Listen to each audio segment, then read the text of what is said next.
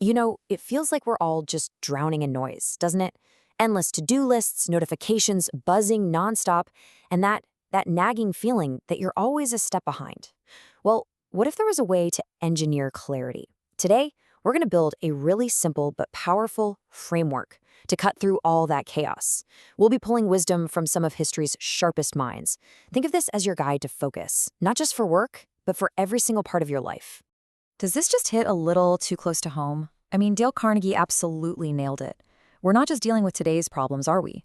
Our minds are constantly wrestling with yesterday's regrets and then jumping ahead to worry about tomorrow's challenges. That mental clutter, that is the enemy of progress. It's the noise that keeps us from what really, truly matters. And it's exactly what we're here to tackle. So, if that's you, you are in the right place. And listen, we're not talking about some new productivity hack that you try for a week and then forget about. No, we're building a mental operating system, a really robust, reliable framework to handle that feeling of being overwhelmed, whether you're at your desk, at home with your family, or, anywhere in between. This is all about reclaiming your focus and, honestly, your peace of mind. So where do we start? Well, the first step isn't to organize your calendar or your inbox. It's to organize your mind. See, the foundation of this entire framework is mastering your inner world. Because before you can even begin to control the chaos on the outside, you have to find the calm on the inside.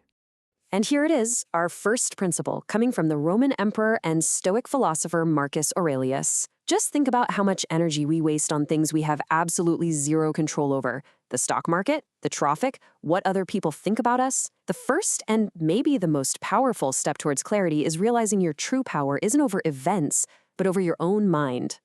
And the philosopher Epictetus makes this super practical. This isn't just a nice thought, it's a daily practice. He's saying your main job is to constantly sort everything that's screaming for your attention into two buckets, what you can control and what you can't.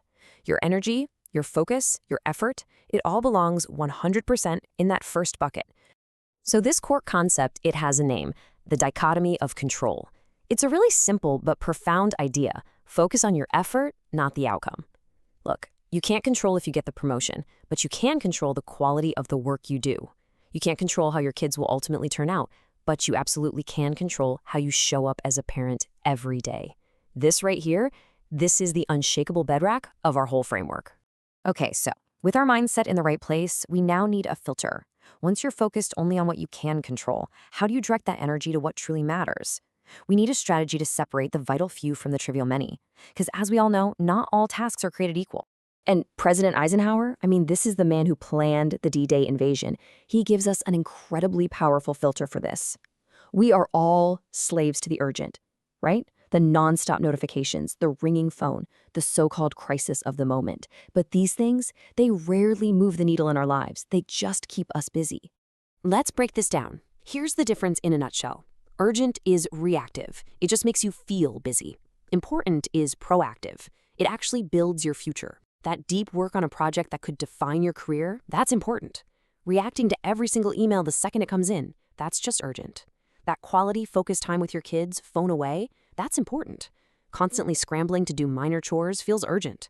The key is to consciously, deliberately choose the important over the urgent.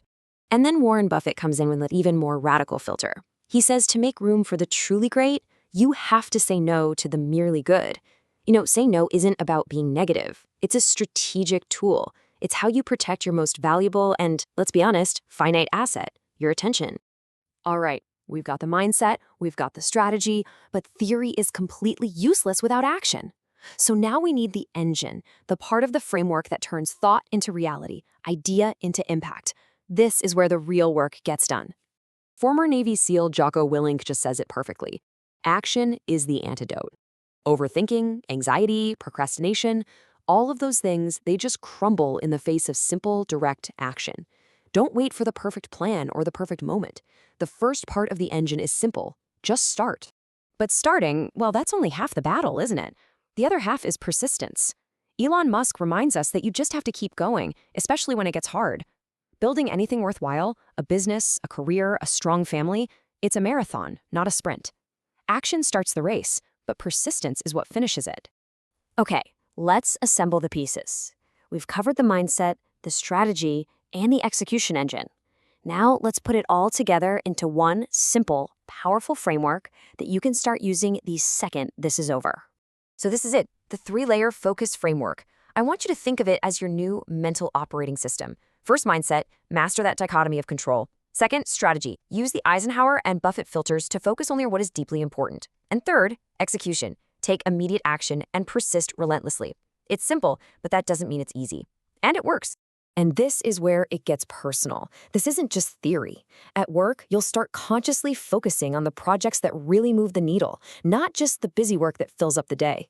At home, you'll put down your phone and choose to be fully present with your family. And for yourself, you'll carve out and protect time for your health and your growth, not lose it to mindless scrolling. This framework, it's for every single part of your life. So we've built a powerful framework for focus and effectiveness. But this quote from Lewis Howes, it leaves us with one crucial final question. What is your focus for? Once you have this clarity, once you are truly effective, what are you going to build with it? A successful life for yourself or a great life that helps others? That is the ultimate question.